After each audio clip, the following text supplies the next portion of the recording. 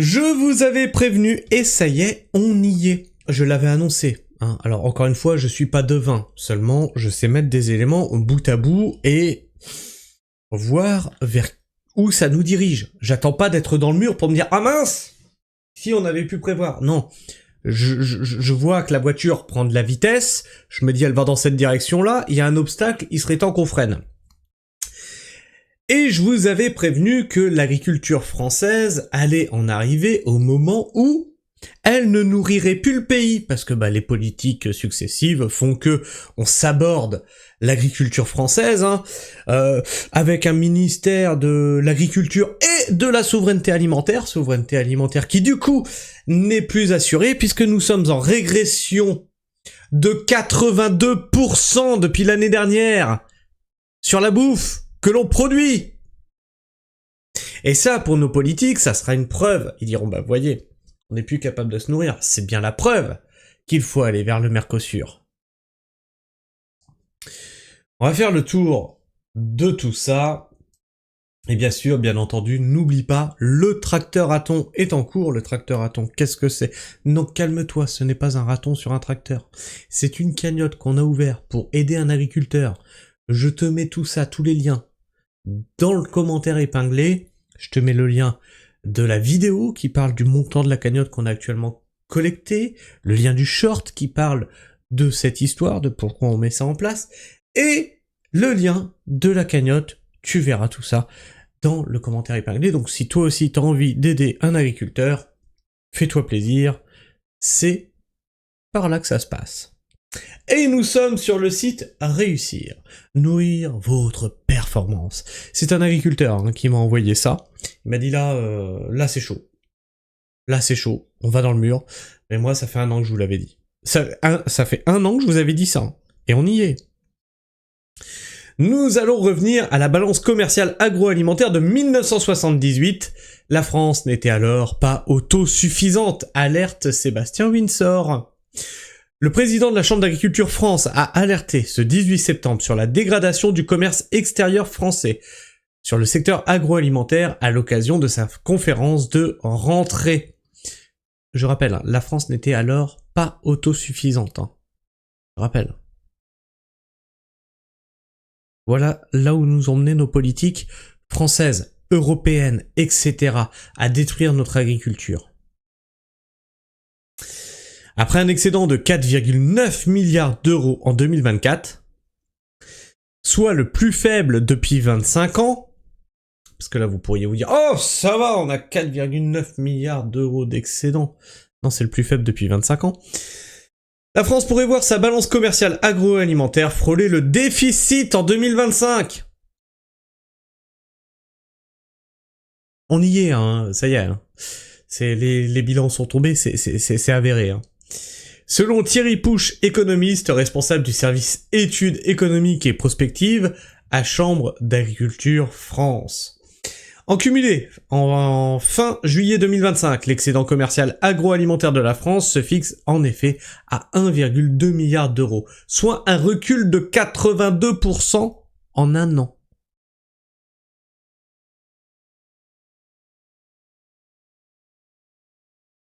Voilà. On a reculé de 82%. Alors, je veux bien qu'on n'augmente jamais de façon indéfinie. Mais quand même, le recul est conséquent.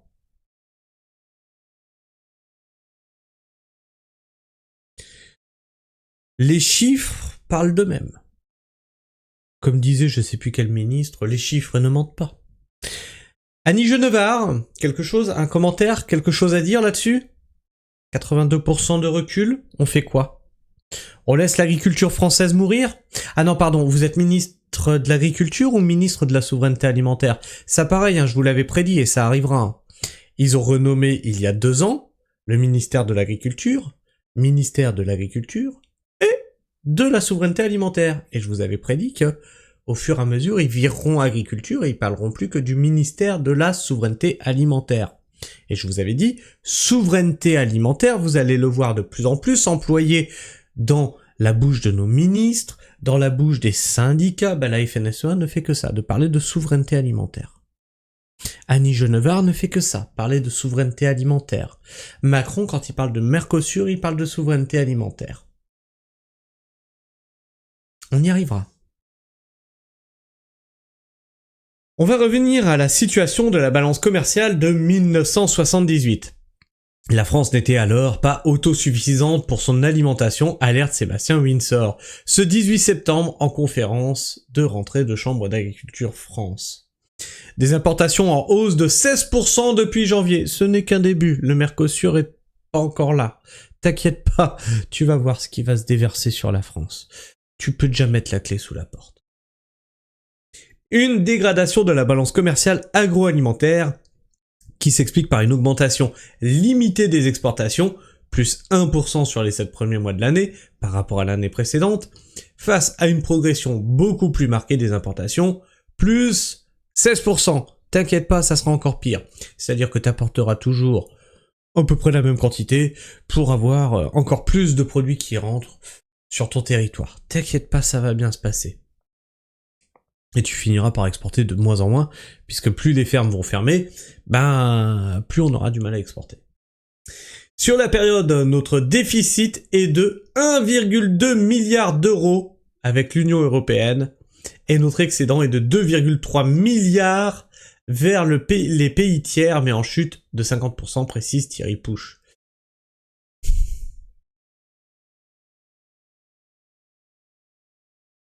En gros, attends, sur la période, notre déficit est de 1,2 milliard d'euros avec l'Union européenne.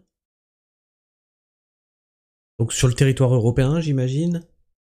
Et un excédent de 2,3 milliards s'il compte en plus les pays tiers. Non, s'il compte juste les pays tiers. Donc ce qui fait que oui, donc là, c'est quand même une chute de 50%, mais total, une chute de 82%. Évolution du solde agroalimentaire de la France. Alors, exportation, c'est en vert clair. Importation, ok. Et le solde, ah oui, donc en fait, c'est pas que les importations... De ce que je comprends de ce graphique, je me trompe peut-être. De ce que je comprends, c'est que les... Non, solde, il est là, tac. Linéaire du solde. C'est qu'on importe... On exporte, mais on exporte à bas prix en fait, pour que ça s'effondre comme ça. Quelle évolution du solde agroalimentaire par secteur? En détail, Chambre d'agriculture France rappelle que le solde commercial des céréales a reculé de 17% entre juillet 2024 et juillet 2025. Et du fait de la baisse des exportations, 16%, sur le fond du conflit diplomatique avec l'Algérie, bien sûr, mais bien sûr, on a toujours des problèmes. Et de la hausse des importations de 5%. Alors, je voudrais faire un tout petit point ici. Au début, on vous disait, oui, mais la France, en 1978, n'était pas autosuffisante en alimentation. Et là, ce que je vois dans cet article, c'est qu'on nous parle que des exportations. C'est pas les exportations qui nourrissent la France. Ce sont les producteurs locaux. Ceux qui produisent à plus petite échelle, mais qui nourrissent en local. Là, de ce que je vois, c'est encore une fois de l'agro-industrie qui se plaint que les exportations ne sont pas bien. C'est pas ça nourrir la France. Ça, c'est nourrir l'économie française.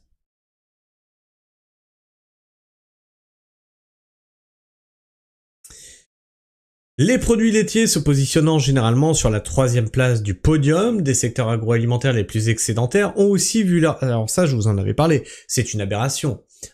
On a du lait en excédent et on en importe. On en importe sur le territoire, alors qu'on en produit tant qu'assez.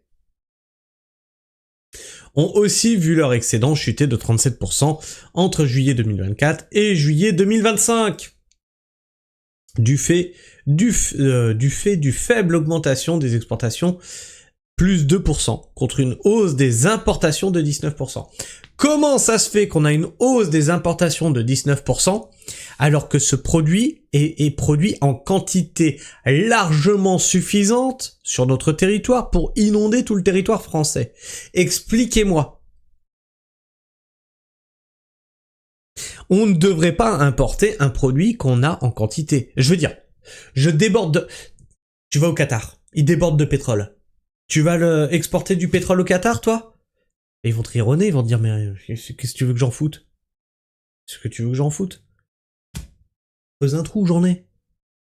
Non! Par contre, tu leur demandes si tu veux s'ils veulent de l'eau, là ils vont te dire, ah oui, là il y a moyen qu'on discute.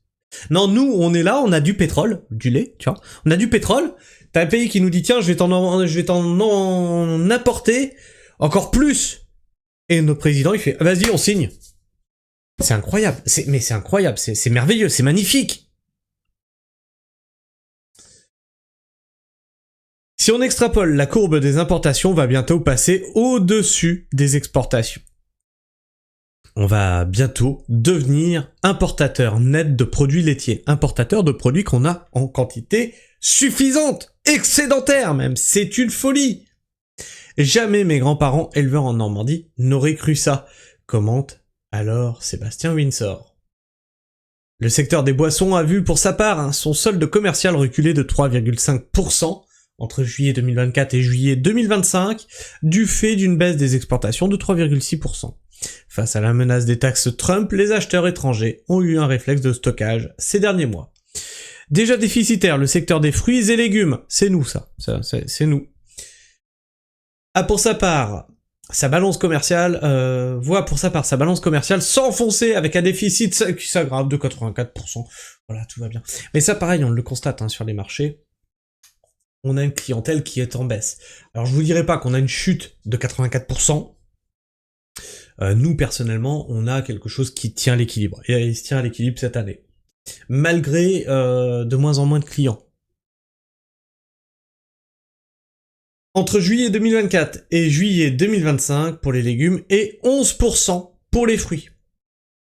Entre 2024 et 2025, la Chambre d'agriculture France a calculé un coefficient de contribution à la dégradation du commerce extérieur pour les filières précédentes, céréales 36%, produits laitiers 26%, légumes 14%, boissons 13%, fruits 10%, signale Thierry Pouche.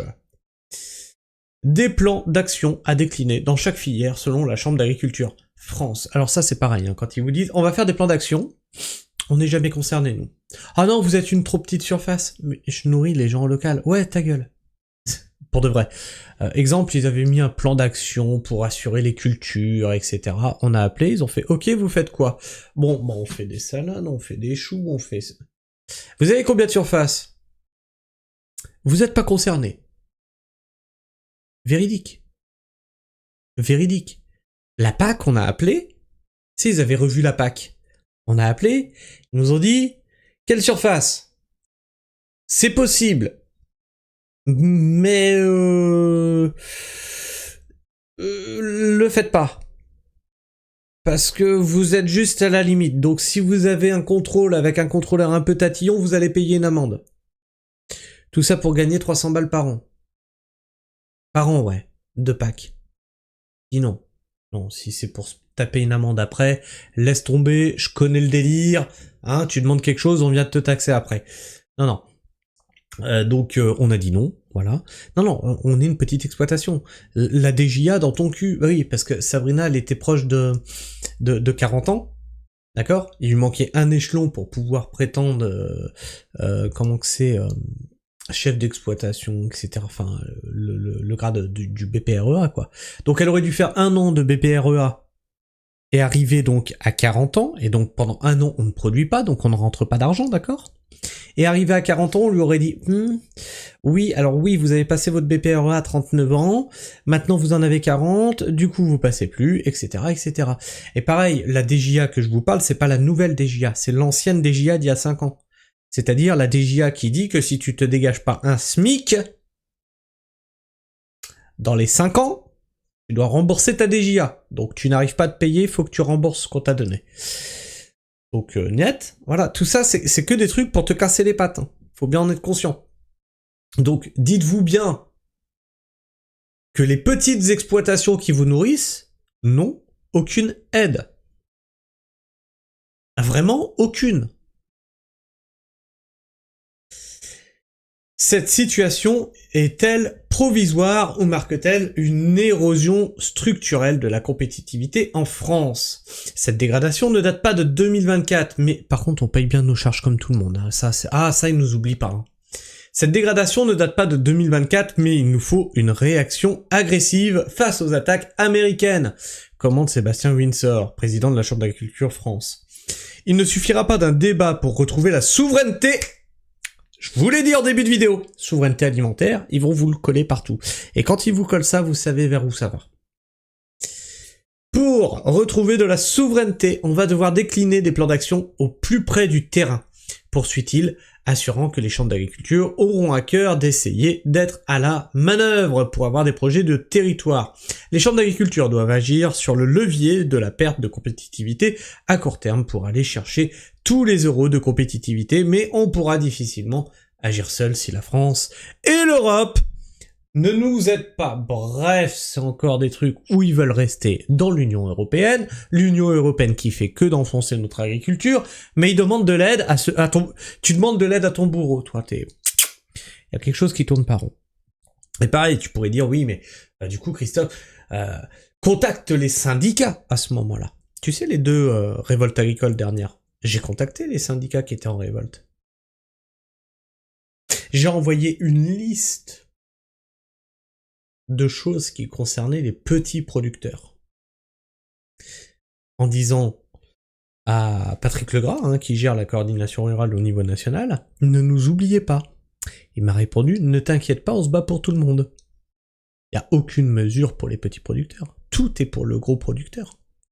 Tout ce qu'ils ont négocié est pour les gros producteurs. Pour ceux qui exportent. Pas pour ceux qui nourrissent le pays. Bref. Bah écoute, je sais pas ce que tu penses de tout ça. Moi je pense que l'agriculture, elle est finito dans ce pays. Ça me rend triste, hein. J'ai grandi, je suis un pur campagnard, un pur rural. J'ai grandi à côté d'une petite ferme à l'ancienne. Avec quelques dizaines d'hectares, quelques dizaines de vaches. Elles passaient encore sur la route, c'était pas des bétaillères, tu vois, elles les guidaient, tu vois, sur la route, machin et tout, nous on était gamins, on les accompagnait, les agriculteurs. J'étais constamment fourré dans cette ferme. C'était ma grand-mère d'adoption, la fermière, Luisette qu'elle s'appelait.